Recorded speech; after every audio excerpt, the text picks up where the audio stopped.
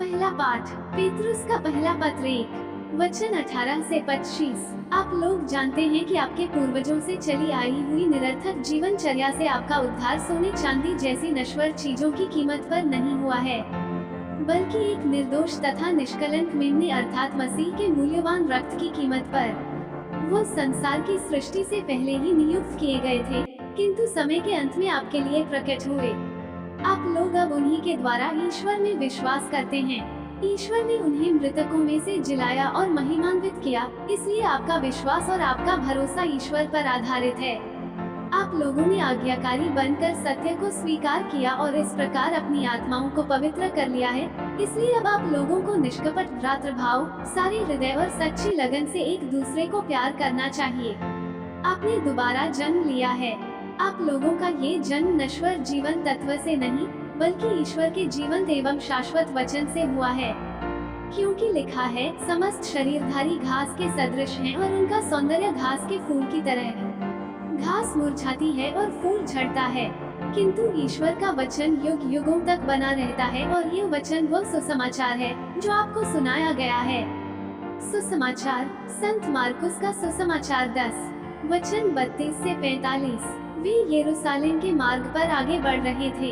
ईसा शिष्यों के आगे आगे चलते थे। शिष्य बहुत घबराए हुए थे और पीछे आने वाले लोग भयभीत थे। ईसा 12 को फिर अलग ले जाकर उन्हें बताने लगे कि मुझ पर क्या क्या बीतेगी। देखो, हम यरूशलेम जा रहे हैं। मानव पुत्र महायाजकों और शास्त्रियों के हवाले कर दिया जाएगा। वे उसे प्राणदंड की आज्ञा सुनाकर गैर यहूदियों के हवाले कर देंगे। उसका उपहास करेंगे, उस पर थूकेंगे, उसे कोड़े लगाएंगे और मार डालेंगे, लेकिन तीसरे दिन वो जी उठेगा। जेबेदी के पुत्र याकूब और योहन ईसा के पास आकर बोले, गुरुवर, हमारी एक प्रार्थना है, आप उसे पूरा करें। ईसा ने उत्तर दिया, क्या चाहते हो, मैं तुम्हारे लिए क्या करूं? उन्होंने कहा, अपने राज्य की महिमा में हम दोनों को अपने साथ बैठने दीजिए, एक को अपने दाएं और एक को अपने बाएं। ईसा ने उनसे कहा, तुम नहीं जानते कि क्या मांग रहे हो। जो प्याला मुझे पीना है, क्या तुम उसे पी सकते हो? और जो बपतिस्मा मुझे लेना है, क्या तुम उसे ले सकते हो? उन्होंने उत्तर दिया, हम ये कर सकते हैं। इस पर ईसा ने कहा, जो प्याला मुझे पीना है, उसे तुम पियोगे, और जो बपतिस्मा मुझे लेना है, उसे तुम लोगे। किंतु तुम्हें अपने दाएं या बाएं बैठने देने का अधिकार मेरा नहीं है। वे स्थान उन लोगों के लिए हैं, जिनके लिए वे तैयार किए गए हैं। जब 10 प्रेरितों को यह मालूम हुआ, तो वे याकूब और योहन पर क्रुद्ध हो गए। ईसा ने उन्हें अपने पास बुलाकर कहा, तुम जानते हो कि जो संसार के अधिपति माने जाते हैं, वे अपनी प्रजा पर निरंकुश शासन करते हैं और सत्ताधारी लोगों पर अधिकार जताते हैं। तुम में ऐसी बात नहीं होगी। जो तुम लोगों में बड़ा होना चाहता है, वह तुम्हारा सेवक बने, और जो तुम में प्रधान होना चाहता है, वह सबका दास बने। क्योंकि मानव पुत्र भी अपनी सेवा कराने नहीं, बल्कि सेवा करने और बहुतों के उद्धार के लिए अपने प्राण देने आया है।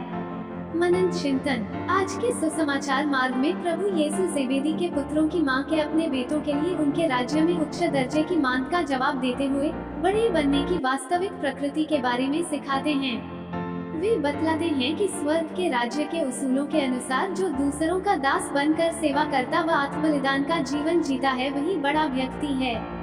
आज का वचन हमें प्रभु यीशु के उदाहरण का अनुसरण करते हुए विनम्रता और सेवा का मनोभाव अपनाने के लिए आह्वान करता है, जो अपनी सेवा कराने नहीं, बल्कि सेवा करने और बहुतों के उद्धार के लिए अपने प्राण देने आया है।